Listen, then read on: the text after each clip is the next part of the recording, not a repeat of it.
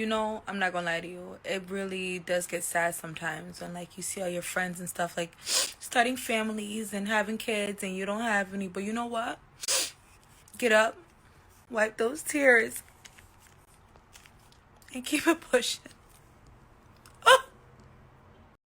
Jessica wasn't loved, and even though you didn't love her, we did. The devastated Edwards family tearfully speaking about their beloved Jessica, who was killed in May of 2021 at the hands of her husband. This is the story of Jessica Hutchinson, a 30-year-old woman with a heart full of ambition.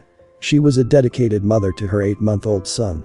But on Mother's Day in 2021, a day meant for celebration, Jessica's life was tragically cut short. Her husband, Tahj Hutchinson, who had once vowed to protect her, confessed to ending her life during a brutal altercation. What led to such a horrifying act of betrayal? What dark secrets lay beneath the surface of their relationship? As her family searched desperately for answers, the chilling truth unraveled, leaving behind a story of loss, pain, and unthinkable betrayal. Welcome to Viral Crimes. Subscribe and hit the bell icon for more stories. This story takes us to South Windsor, Connecticut, a quiet suburban town. Nestled along the banks of the Connecticut River, South Windsor boasts scenic parks, tree-lined streets, and a sense of peace often sought by families. Yet, beneath this idyllic setting, a tragedy unfolded that shattered the lives of everyone who knew Jessica Hutchinson. Jessica Hutchinson was a 30-year-old mother, daughter, sister, and friend who brought light and laughter to those around her. Born on January 4, 1991, in Kingston, Jamaica, Jessica spent the first 7 years of her life there before migrating with her family to Hartford, Connecticut. Raised by her loving parents, Milton and Hope Edwards, Jessica grew up in a household filled with love and strong family values. Jessica attended public schools in Hartford and East Hartford, graduating from East Hartford High School in 2009. Eager to build a bright future, she pursued higher education at Manchester Community College, earning an associate degree in early childhood education. Not stopping there, Jessica recently completed her studies to become a respiratory therapist, showcasing her dedication to self-improvement and her drive to make a difference in the world. Jessica was a devoted mother to her infant son, Jaden, whose happiness was her priority. Known for her infectious sense of humor and compassionate nature, she had a remarkable ability to see the good in others and was always ready to lend a helping hand. Jessica worked hard to support her family, holding a job at an Aldi warehouse in South Windsor while balancing her education and parenting. Jessica was married to 26-year-old Tahj Hutchinson. The couple shared a life together in their condominium in South Windsor, Connecticut, and were parents to their young son, Jaden. Their relationship, however, was marked by escalating tension and conflicts. Jessica and Tahj had been married for a few years, but their relationship appeared strained. Reports suggest that Jessica had even begun filling out divorce papers, although they were never filed. Tahj exhibited abusive behavior, and their relationship was plagued by arguments and unresolved issues. The domestic strife came to a head over Mother's Day, when a verbal argument escalated into physical violence. No one had ever imagined that an argument could take someone's life. On Mother's Day, May 9, 2021, their arguments intensified. According to Tahj's confession, the disputes began on May 8 and persisted throughout the weekend. That evening, the two slept in separate rooms after Tahj pushed Jessica, causing her to hit her head and bleed. The next day, May 10, the conflict reached its breaking point. Tahj claimed that during a physical altercation, Jessica grabbed a kitchen knife, which he wrestled away. He then pinned her to the ground, kneeling on her neck and back until she stopped moving. Jessica died from asphyxia due to compression of her torso and neck, as later confirmed by the medical examiner. After realizing Jessica was dead, Tahj left her body on the floor of their home throughout the day, even answering calls from her concerned family. Later, he wrapped her body in a sheet and placed it in the back of his SUV. When Jessica's sister arrived at the condo and noticed the covered body in the car, she immediately called 911. Tahj fled the scene, driving to a wooded area near the Hockanum River in East Hartford, where he dumped Jessica's body. That same night, Tahj arrived barefoot at the East Hartford Police Department and reported Jessica missing. He attempted to portray himself as a worried husband, actively participating in search efforts with Jessica's family and friends. Jessica's disappearance sparked a massive search effort led by her family, law enforcement, and community members. For 11 agonizing days, her loved one searched tirelessly. Police used Jessica's phone GPS data and drones to narrow down the search area. On May 21, 2021, her body was found in Linear Park, East Hartford, After discovering Jessica's body, police focused their investigation on Tahj, who had initially cooperated with authorities. His story unraveled during questioning, culminating in a full confession. Tahj admitted to killing Jessica during a confrontation, kneeling on her neck and back until she stopped breathing. He was arrested on the same day and charged with first-degree manslaughter. His bail was initially set at $1.5 million. I feel empty. My mom feels empty. I feel like I lost my best friend. I feel like I just died with her, honestly. Family members of Jessica Edwards showed up in numbers for 22-year-old Tahj Hutchinson's arraignment at Manchester Superior Court. Prior to the hearing, community members stood outside with signs, hoping Hutchinson is denied bail. Magenta Ashley, a longtime friend of Edwards, telling Fox 61 she is just speechless, wanting to know how and why Hutchinson lied during the duration Edwards was gone. How can someone pretend that they didn't know what was going on with her, and all this time they knew what the heck was going on? Like, you must have played it out real good for thinking nobody was going to come out and do nothing.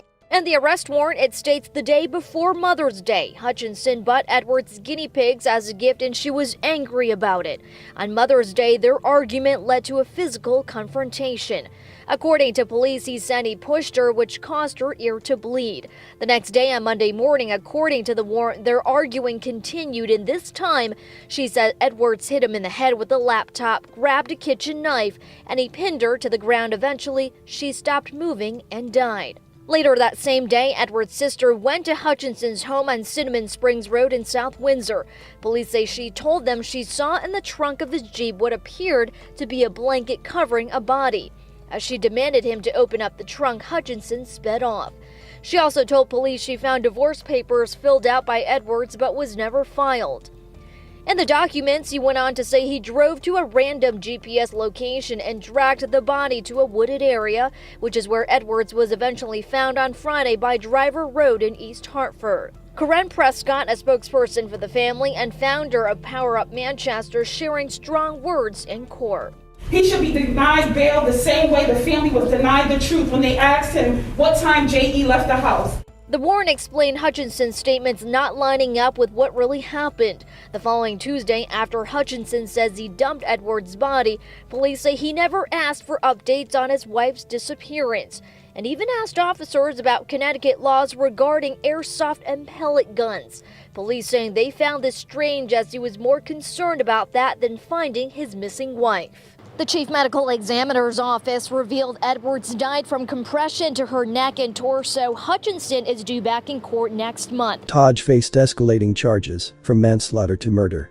However, in a plea agreement, he pleaded guilty to first-degree manslaughter, risk of injury to a child, and tampering with evidence. This plea avoided a murder trial and guaranteed a sentence of 27 years in prison. On November 19, 2024, 3 years after Jessica's death, Judge David P. Gold handed down the sentence, which included 20 years for manslaughter, 3 years for risk of injury to a child, and 4 years for tampering with evidence. The family of Jessica Edwards wanted more than that 27-year sentence. They wanted more than the maximum sentence of 30 years. They say that number and this plea deal is a slap in the face, and Jessica's life was worth much more. Jessica was loved, and even though you didn't love her, we did. The devastated Edwards family tearfully speaking about their beloved Jessica, who was killed in May of 2021 at the hands of her husband. The defendant should be sentenced to a year for each year she was on this earth. Tahj Hutchinson was sentenced to 27 years in prison after pleading guilty to a first-degree manslaughter charge. But if this is what they call justice, I guess we have to just take it. Edwards was killed after the couple got into an argument after Mother's Day. She was missing for 11 days until her body was found in a wooded area in East Hartford. Police said Hutchinson left Edwards' body on the floor of their home for about a day while their 7-month-old child was home. How could someone who loved my sister do such a cruel act in front of their young son? That child, now 4, being raised by the Edwards while they work to keep Jessica's memory alive. We go to the cemetery all the time. We talk about her. We share pictures. Just trying my best to, keep her alive in him. I just dread the fact that one day we're going to have to tell him what really happened. Jessica's family was devastated by her brutal death. Her mother, Hope Edwards, expressed profound grief, recalling Jessica's loving nature and the void her loss left, especially during holidays. Her sister Yannick, who has since adopted Jaden, described the emotional toll on the family and the long-lasting impact on Jaden, who was present during the murder. During the sentencing, Jessica's family gave powerful testimonies. Yannick highlighted the heinous nature of the crime, which Tahj committed in front of their child. Hope Edwards called the act diabolical and accused Tahj of choosing Mother's Day deliberately to carry out the murder. The South Windsor community rallied around Jessica's family during and after the search. Vigils were held, and numerous volunteers assisted in the search efforts. Following her death, her family organized annual walks against domestic violence near Mother's Day to honor Jessica's memory and raise awareness. A GoFundMe campaign was launched by family friend Tanisha Duncan to support Jessica's son, Jaden, and cover the family's unexpected expenses. Every penny raised was directed to the Edwards family, helping them navigate the financial and emotional challenges following Jessica's death. What happened to Jessica Edwards was a heartbreaking tragedy that should never have occurred. Her life was cut short in a horrifying act of domestic violence that left her family, friends, and community devastated. The ripple effects of Jessica's death will forever alter the lives of her loved ones, especially her young son, Jaden, who will grow up without the love and guidance of his mother. My condolences to Jessica's friends and family. May you continue to heal and one day find peace. Thanks for watching, and I will see you in the next video.